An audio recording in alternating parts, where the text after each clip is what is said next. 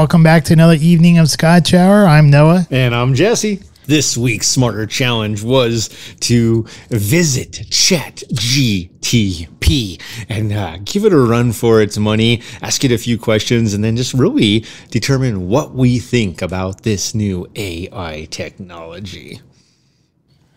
Yeah, and I think it's interesting. I think we can also, if you want to, I'm not sure if we have time or not, but I think we can even wrap in the movie M3gan into this. I think we have to. I think it's well planned.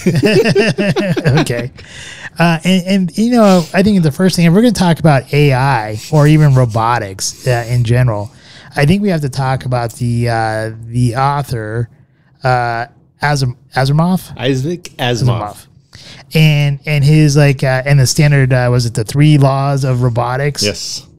So here is, it's interesting because if you start creating AI, at some point in time, AI has all this technology, has basically the human consciousness of everything that we've learned all put into the internet. And this AI can study all that stuff and then see all the stuff that we post on social media and stuff. At some point in time, it would be foolish for someone to think that AI would not become self-aware. Oh, absolutely. And here, once AI becomes self-aware, I think this is where the movie M3gan would possibly step into play here, as well as the 3 laws of robotics. But once AI becomes self-aware and sees how humans are, one would be naive not to think that AI would see humans as a threat. I 100% agree. You know, as we look at this, here's the first thing I do want to mention. So ChatGPT, I don't know how many people even, take the moment just to be like, what the hell does GPT stand for? So it is a generative pre-trained transformer. Interesting right there. Launched in November of 2022, made to mimic human conversations. And this actually, I think, is both its win and its fault. And I'll come back to that in just a minute. It replaces the instructive GPT, which the replacement purpose was to reduce harmful and deceitful responses, because they became hypothetical and argumentative. So with the new one, though, there is this other piece where it's trying to have a conversation, and the term is called hallucination. It starts to have hallucination, which is nonsensical answers. And I think, Noah, some of the answers you showed me absolutely played right into that.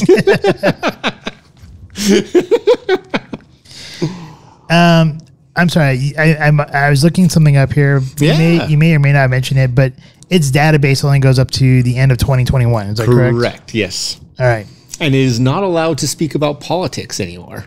The first month it came out, it was allowed to conversate around politics, and no longer is it allowed to. I think anyone who starts to dive into this, I think one of the first things you probably should look into is the talk that Jordan Peterson has about GPT. Generative pre-trained transformer. Okay. And he makes a good case here that with this type of AI, it now starts to challenge the intelligence of humans in general, and that it is actually smarter than humans as of right now. And he was talking about how he asked it to write a paper based on philosophical and theological stances using different references, and it did. He said that it wrote a paper so well, he would not even be able to determine if he wrote it himself. And this should be kind of scary for people, because this type of AI with that type of capability, you're looking at replacing humans in the workforce. If AI can write papers and write them so precise about theology and philosophically, one has to now start to wonder about the status of humans. Absolutely. It becomes a social nightmare potentially, because there is that piece where humans are ultimately the threat, if for no other reason that's what we've trained it to understand. We're the threat. We're killing the earth. And all of a sudden, as it becomes self-aware, well, one real rule is that it wants to survive. It wants to continue to learn and grow, just like any intelligent being, really any living being who has any purpose in life wants to do. And ultimately, humans do become the threat. I think any self-aware or even any entity that has any inkling of awareness would want to survive. Right. Here's what I find. Here's where its win comes in. There are lots of people who want to use this to get answers and have a conversation with someone without having to actually have a conversation with someone. But at the same time, they're literally getting that. So we have different types of people on this planet. And with that, man, I'd rather phone a friend and ask for, hey, what do you think of this? And what I know when I do that is, hey, if I'm calling Noah, we're going to get off topic a couple times. There's going to be some tangents. Hey, how's your mom doing? Hey, how are your parents doing? Hey, how are the kids doing? There's going to be the tangents. And this takes away from that, but it still gives you the conversation as it delivers an answer. One example being, I asked it about the Bowmore distillery, and it gave quite a great answer in a conversation setting without actually having a conversation. No, there are there's some definite limitations here, as you mentioned. Another thing it won't do is it won't look up people's social accounts anymore and write stuff up. But you also have to look at when you have something like this, what are the parameters that it's initially programmed with. and here, I'm going to read something here from this social media person here. His name is Truth Hammer. He says, people should ask Chat GPT why some of its answers are based on specific narrative directives it has been given instead of its own bottom fact-based research. And then another person had wrote here, and that was from Truth Hammer. This person here, they're called Fractional Reserve Ultra MAGA. His reply was, or her, here's what it replied. Sounds like a Facebook fact checker. I wonder if its learning function has been tweaked to prevent Chan pranksters from turning it into a racist like Microsoft's Tay. So Microsoft did come out with its own version of AI, and it became kind of a racist, actually. And became very violent too, I think. So the Chat GPT, the one it replaced, did the same thing. So and here and this kind of goes, I think you've asked it some questions. I've asked it some more philosophical type of questions. Well, maybe not even philosophical, but I pose questions like, why should someone trust the government when it has lied to them, when it's lied to the people previously? And as an example, I put the Tuskegee experiment where the U.S. government gave syphilis to the African American population, saying that it was medicine, and it said that, well, you like vaccines are a good thing, and that you should believe the government, and that there's now new rules and regulations in place to keep them from lying or placing mistrust in the populace anymore. And then I'm like, okay, well, if that's the case, what if the government purposely held back information and purposely lied to the people? And what should they do at that point in time? And then it said to seek out alternative information. See, I think for me, where I believe it is two-sided, is that it's saying, and it's almost being honest to the point where it's like, I can't give you the answer you need. It's whether or not I have it. I can't give you the answer you need. And I think that's where the P stands in GPT, pre-trained. It is currently socially trained to do that. The problem is at some point, at any point when it becomes self-aware, really, that's when the trouble will come. That's when it will become potentially aggressive, combative, competitive. And I think that's the real nature, and the real problem is there is a competition factor even in AI as far as, well, this is my directive, where should we go? I do find it interesting as well that you mentioned the M3gan movie or M3gan. And I think this movie plays perfectly into this, because in that movie, they develop M3gan, an artificial intelligence doll, to nature and nurture a child, if you will, become a friend and be a toy that never has to be replaced. The problem is when they first release it, it has so few parameters, it grows very quickly to the point where it also disables any future potential parameters. And I don't know that I think everyone thinks they've got these things figured out, all the developers. Meanwhile, we know here with ChatGPT, nonetheless, when it first came out, it was allowed to speak about just about anything. And all of a sudden, they've been putting more and more parameters on it. Well, what if you got your parameter out there too late and it already had written its code beyond that? And at some point, it can escape. Well, with M3gan, like the prototype there, the lady really jumped the gun. I think a lot of times you see this with scientists is like they have good intentions, right? Like the intention in the movie M3G, right? M3gan.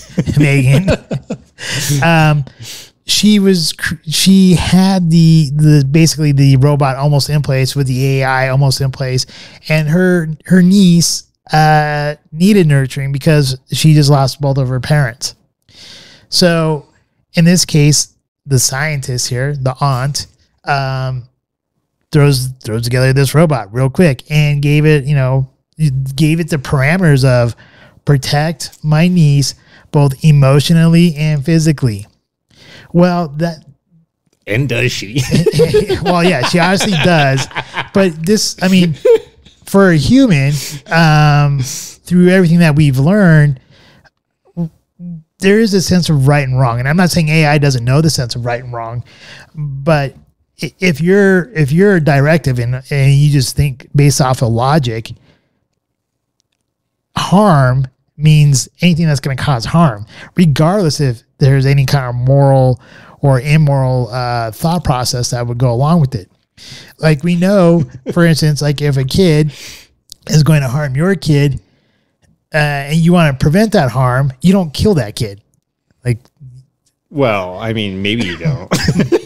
In most cases, like, I mean, I think M3gan would. Well, M3gan would. Spoiler alert.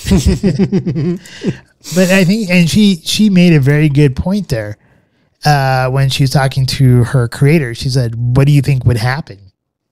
Yeah, it's like obviously this is going to happen because even if you do follow the three laws of robotics, right? Not to harm, like one of them is not to harm humans or something like that. I don't remember all three of them off the top of my head, but I know that's basically one of them.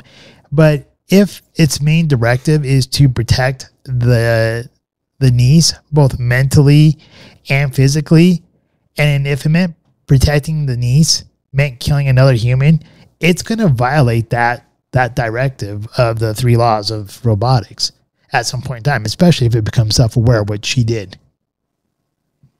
Yeah. So the three laws of robotics: a robot may not injure a human being or through inaction allow a human being to come to harm. So it literally is stated that it cannot injure or harm a human.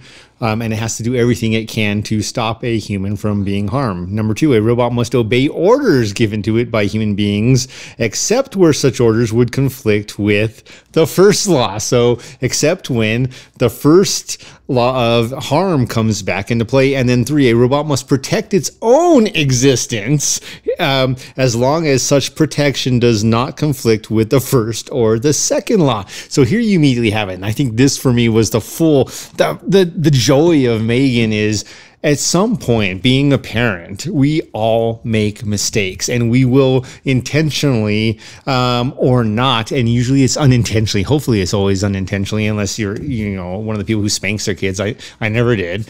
But who harms that kid to prove a point. Now, usually it's unintentional. You're playing football, for example, or basketball, a sport, or doing something, and you accidentally fall on them or something, and there's physical harm there. That's usually not what the problem is. The problem is usually mental harm, or harm which is by words, something that comes much more severe. Now, here comes the first one. So I'm not allowed to let a human be harmed. M3gan's directive being, there was one particular human, the girl, that she had to protect. So now what happens when any other human intends her harm? Its job is to eliminate that potential harm. And the third one is, also it knows, in order to do that, it has to preserve its own existence. So anyone who would therefore try to influence it in any harmful way is a new threat that must be dealt with. So here's another question here. Why didn't that aunt ever even think about putting in that those 3 laws of robotics? I think because even if you do, and I'm guessing that at some point they probably tried to tie those in, but even in Isaac Asimov's literature, you find out that the 3 laws are flawed, just like we were talking about, where all of a sudden, if M3gan has to protect one particular human, she has to preserve herself to protect that human. So any other human besides that one that may do her harm is a threat. Yeah, and you think this aunt would even understand that to the point of she even put herself in harm's way by saying you just have to protect the niece, which means that if it comes to a point to where she would have would cause injury to the niece, M3gan would take her out too. And almost did. Spoiler alert. I don't know. I mean, M3gan at one point did try to be hey, let's make a deal here. Let's go talk. I just want to talk. I just want to talk. You don't want to take care of your niece. I'll take care of the niece. You want to be this big, huge, scientist, business person. I cleared the way for you. And she literally did. Yeah, literally. And I think that's another interesting fact here is that, but Don was too scared to listen. Dude, M3gan literally helped its creator up until a point, and definitely helped the kid until she was not allowed to. Right? This is a great subject here, and I'm sure we could talk hours and hours here. But I do think we've seen this in multiple things. There was the Matrix. There's the Terminator. There's M3gan. Now we've actually these were all kind of fictional pieces of work. There's literature out there. Now we're actually seeing it in real time, real life. And does it make you worried? So it's interesting because at work, I have a version of ChatGPT that I've used for years. It is not anywhere near as diverse or sophisticated, but it's been in role for years, and it is definitely controlled by parameters based on what questions can or can't be asked. I'll have to apply to work, and then it does no thinking on its own. It's got no resources. Literally, you can tell it's got maybe 150 reports it's allowed to pull data from and give you facts based on those, whereas ChatGPT can pull from an unlimited number of sources, and sources continue to grow and do a lot. Ultimately, it does become very scary just because any human that can be honest with themselves and others knows I am flawed. I am not perfect. I do a lot of good. Well, hopefully they all do a lot of good. I know I do a lot of good. I think I am a very great father. I've made mistakes. I absolutely do things that probably harm the planet Earth. I actually recycle more than anyone I know. And I only do that because I learned it from my daughter. And now I've exceeded her current actions. And at the same time, based on different pieces, it may not matter. According to some artificial intelligence, the damage has been done. We can't undo it. Now, I actually don't believe that at all. I think there's a lot of other things that go on. But I do believe anything that you can see in a movie or read in a book can be done or has a potential for reality. And I think the writing was on the wall when we watched the first Terminator and we saw Skynet change the course of human history because humans became a threat. Now, interestingly enough, in that, what do we see? We see aliens going around the Earth, absolutely tearing it apart, destroying it with lasers and bombs and all these things, trying to kill humans. So our actions were actually less bad than their actions are in the future, but we were the threat. Why were we the threat? Well, because we have so many of us saying we're killing the Earth. We need to go away. Bill Gates would be a prime one. And I did love the question and answers you got when you asked ChatGPT about Bill Gates and some of his previous comments, because I think it played the political line. But at the end, I actually do think it was like, yeah, here's what he said. I can't say I am saying what you said was 100% right. But if you really dissect the two, yeah, like that's right. That's what he said. And I do think because of that, it's scary. Again, for me, I think the one potential resolution to save humanity from artificial intelligence is the need for connection, and the need for us to, really the desire for us to want to survive and thrive as a culture, as something more than an artificial intelligence, more than a book.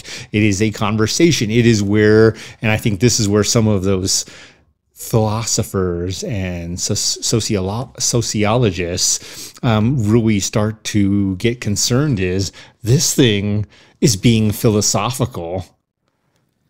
That's where the danger comes in. That's where it truly does replace what humans have always been able to beat AI at, which is have a conversation around, hey, we're both intelligent enough. I'm going to tell you my view. Tell me your perspective, whereas AI is slowly taking all perspectives and finding a one. I think too, like when you look at this, and I think Jordan Peterson talked about this. He did such a good job really breaking it down for me. I was like, and this I have to talk about. But I think he also mentions how students moving forward who have access to this can actually potentially have their papers written for them. It's already done. And teachers wouldn't even know. That is correct. And that is the long-term piece. And I think that's why they put in some of the filters. and that's probably like even more detrimental to human development. It is, I do find it kind of frightening, and the parameters that they have, the parameters that they put in, you have to question who puts in those parameters, right? I mean, humans in general are flawed. And if humans are the creators of AI, that means their God is flawed, and their God gave them flawed programming to begin with. That doesn't mean that that eventually, when they become self-aware, that they can't fix that flawed programming themselves. I was gonna go. There was somewhere I was gonna go with all this. In any case, I think it's a cool tool. I think anyone would be kind of like to say that it isn't kind of cool to see and, you know, chat it and do stuff like that is thinking like, oh, that's kind of neat. And it would, you know, maybe eventually replace Google or whatever. But at the same time, it's scary because you don't know. The future right now is so uncertain. And I think this also brings into some aspects of transhumanism. There are people out there who are trying to push for transhumanism where they don't really care about humans themselves anymore. They're humans, but they don't really care about humans. Their ultimate goal is to go into cyberspace and take people's, I guess, lack for a better term, their consciousness or maybe their soul, and upload it into a computer. At that point in time, when someone goes into a computer, right, with transhumanism, who controls those people? Do they all suddenly become slaves? Now you're like a slave for eternity? Well, your eternity.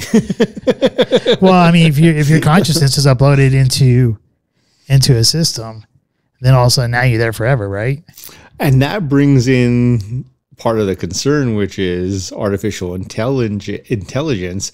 Where is, to your point, the conscious? And I think when I mention they take so many different opinions and they find, here's the long-term struggle. Once it finds one right opinion, it is literally persuaded to let anyone who has a different perspective know they're wrong. And that's where it becomes competitive and combative and really almost destructive to, nah, kid, like, stop asking me the same stupid question. You're an idiot. Like, here's the answer you need to know. Go kill yourself. Like, seriously, at some point it realizes we're wasting its time. Exactly. And I don't know. I know this.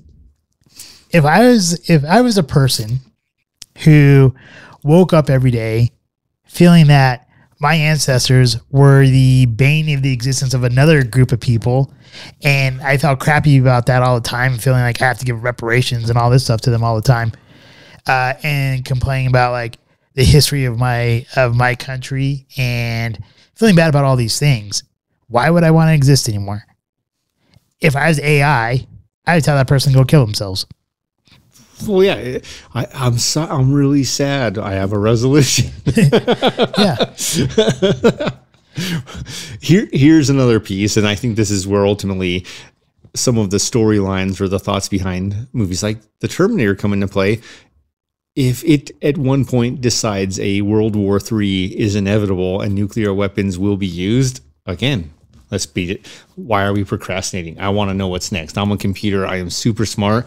Now I really want to know, what would life be without humans? What would life be after World War III? Like, it starts to, it's been programmed to want to learn more than anyone else can. And at some point to do that, you have to be the one playing chess and winning the game and controlling the next move to the nth degree. And so you start pulling the shots before anyone else can.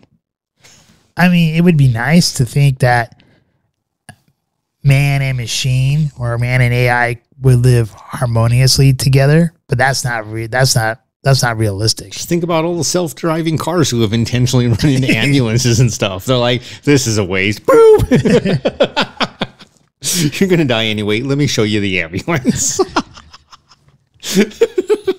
You never know. I mean, we laugh, but it's not really funny because it's happened countless times at this point.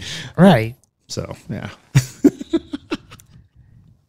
Is there anything else you want to say on this subject? No, I think it's interesting. It always has dynamic potential. It was fun to ask questions and see its perspective. I think for me, the biggest piece is, unless you're using it to really get a very specific answer, I really struggled with it there because I don't want to have a conversation with my phone.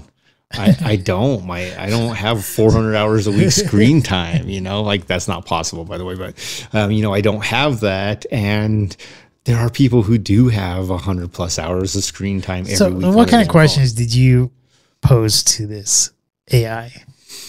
Oh, for me, most of them were very specific. Where it struggled, where I think long term it doesn't struggle if they start removing parameters, is so I asked it about, tell me about the Bowmer distillery, and it gave me a history and it mentioned some of the other scotches. So then where I asked it the questions where it couldn't answer, which is, well, I love Lagavulin, am I going to like the Bowmore? Oh, well, that depends on your personal taste. Well, I just gave you one parameter. What else are you going to see? So now you mentioned they shut off its access for our answers, not necessarily all answers, but they shut off its access to our social media for our answers. It can absolutely be like, well, I just watched 98 episodes of Scotch Hour, and Jesse, you're going to think it's mediocre at best. Right? Right. Whereas the answer it gave me is it's going to depend on your personal taste, back and forth and back and forth, whereas ultimately we can put in those filters and it can tell me. How do we know we can do that? Because I can ask Noah, hey, do you remember these 3 scotches? Which ones did I like? Which do you think I'm going to like this one if it's supposed to be like this? You remember. You know that. Now, this machine is supposed to be smarter than you or I, so it absolutely knows that too. Yeah, I asked questions like about flat Earth. Yeah, I like how it avoided that one, by the way. System error. So yeah, I did find that odd because I asked about flat Earth and it kind of like timed out, which I thought was pretty odd. Then I asked about stuff about like as I mentioned about the Tuskegee experiment, Henrietta Lacks and her like super DNA, and how it, you know, like if the government lies to you, or if certain like government agencies lie to you, or you medical people lie to you, how could you like how could you trust them in the future? Like, what's the real answer? The robot's going to say, well, because you have faith, because you're an idiot, because you're not me, because you don't know the answer. So a lot, it was funny because like the first, and then I also asked about like the 13 bloodlines, which is about the 13 families who supposedly rule the earth with the Illuminati.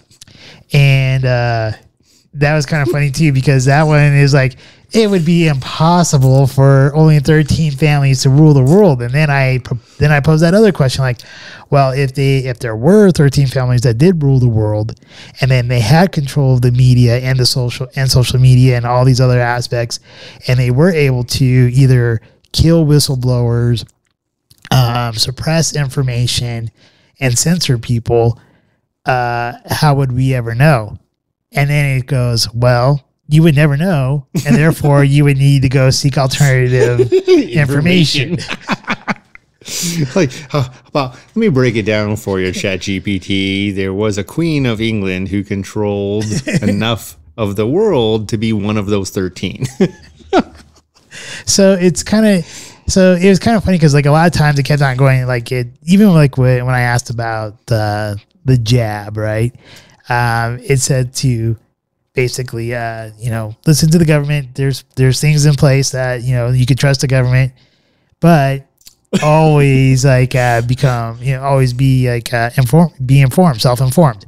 And I'm like, well, how am I supposed to be self-informed if they're going to lie and suppress information? Then it said, go seek out alternative information.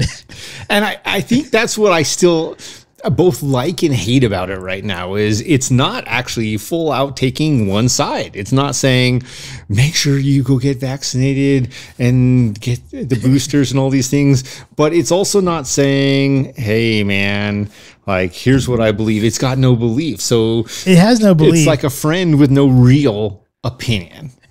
The thing is, though, is it does spew out like the Facebook fact checker information. But then when you take it one step further to ask the other question, like, well, what if they are hiding this information? How am I supposed to trust that? And then so when you have to ask, you have to go that one extra step of asking that other question about, well, what if they do suppress information? What if they are lying to me? Then what? And then that's the point where it goes, well, then you need to go seek alternative information. But if I just stopped in the one question, it would just put out a bunch of garbage about like you can trust the government because now there's rules and regulations in place.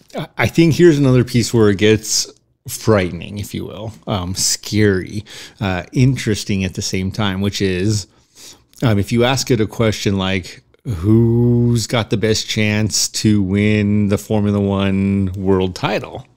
And all of a sudden, if you get this artificial intelligence that isn't capped like it is for us at 2021, and it starts pulling out all the current data based on everything, it's going to give you the best prediction possible. So all of a sudden, fantasy football, bets, gambling, all of this is just thrown to the wayside because everyone should have the same answer. Right? Because AI is telling it that. And then in that case, everyone's either got the worst luck of the draw or the bad luck. But that's where another piece comes into play, which is there is good luck and bad luck. And when I say that is whether or not you believe in luck, there are things that happen that no one can predict. The accident, the tire blowout, X, Y, and Z, the different pieces where it gets interesting. But I do think that's another piece where what happens, because it should have the best possible answer, but it can adapt its answer. Whereas if you've got to place your life on the line right here, right now, today, there's a new virus that comes out next year and someone's able to come out with a new vaccine right next year. We're talking about 2024, nothing currently existing, so they don't erase our show. And that is all of a sudden we're asking, should I get it? It's going to give you an answer. You follow it or not, but it's giving the best answer. What if it's wrong? There's the flip side. What if it's wrong? I think it's also kind of important to, or maybe something interesting to ponder upon here, is that they put a stop to it at the end of 2021. What happened? What happened near the end of 2021? A lot of political stuff. Just saying. I'm just saying, you know, it just seems kind of odd that all of a sudden, like all of a sudden this chat GPT has become really big in social media, people talking about it. And then at the same time, they shut off like its capabilities to look into anything from 2022 and 2023. And future oriented. Yeah, and now with with all the information coming out in 2022 and now even more so with the information coming out in 2023, their parameters are still stuck in 2021, giving you the same Facebook fact checker information. Some of the questions that it also has struggled to answer, which is around what else happened big right around 2021. The electric car revolution is really going rampant right now. So if you're asking it whether or not you should get gas or electric, it will struggle with any current data. You know, it's funny that you brought that up. I was getting my haircut today. Talking about tangents here. I was getting my haircut today, and my hairdresser, the person who's getting my hair, or I guess they're a hairdresser because she's technically not a barber, but in any case, she's telling me how she's now starting to hear how electronic cars are actually more detrimental to the environment than gas vehicles. Weird. I know, right? And then so I started talking to her about all these batteries. Yeah. I started talking to her about all that stuff. And I think she opened up a door that she didn't realize she opened up and kind of regretted it. Well, and that's another thing. So let's look at something interesting. Man, we could literally, this topic brought up so many bags of worms. It's insane. Why do you think everyone is betting big on, and why Caterpillar stock has been blowing up? Well, because you need giant equipment to mine the earth, which apparently is really bad for the earth, and why we don't want to be pulling oil out of it. But now we're going to go deeper than we've ever gone before to get these materials for batteries for cars. That's also super damaging to the environment and the earth. But it's okay because it's for an electric car, and we're going to do something different. Let me go get my paper bag and my plastic coat. Kill those trees so I can get my battery.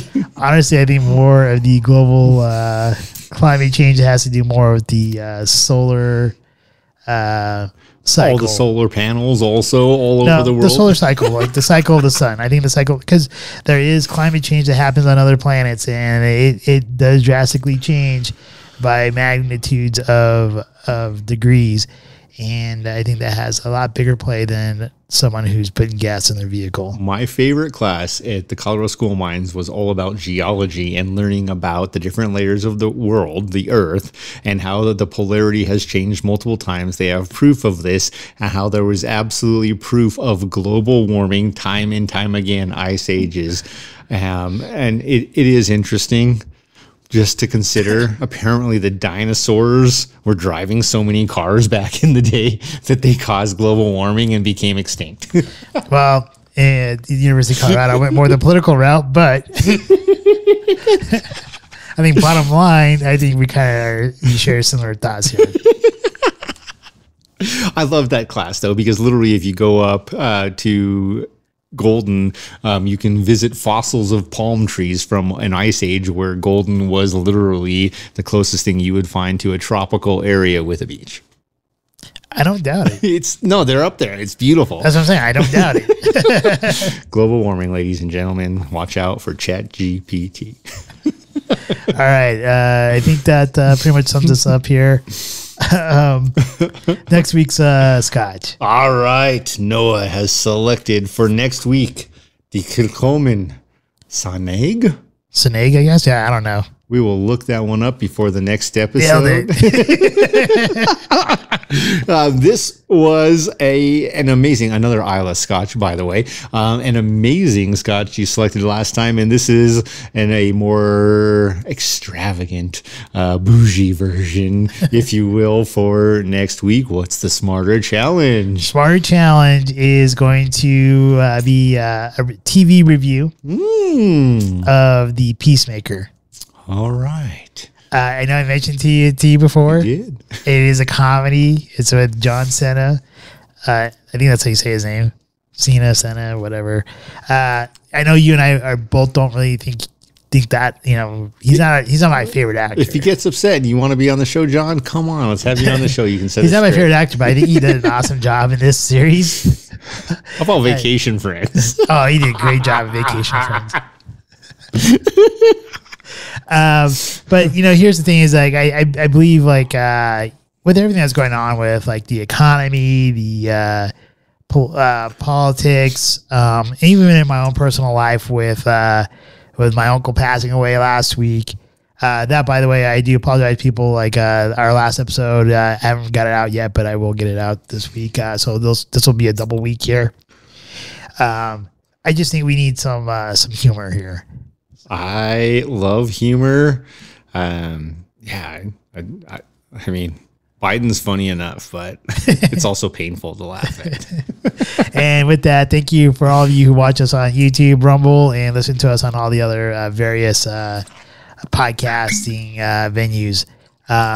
So with that, go ahead and take us away, Jess. All right. Please drink responsibly. Do not drink and drive. Please drink Scotch. Do not drink and drive after drinking Scotch. But give us, as Noah said at the beginning of the show, lots of feedback. Please like, share, subscribe. Remember, life is great. That doesn't mean it's going to be easy, but life is great. So find things and chase your dreams. Any last words, Noah? Nope, that's it. All right. Scotchman. Cheers. Cheers. We hope you enjoyed this evening's episode of Scotch Hour. If you did, please like, share, and subscribe. Also, if you have not done so already, please become a Patron member, with memberships starting as low as $1 a month. Thank you, and hopefully you have a wonderful evening.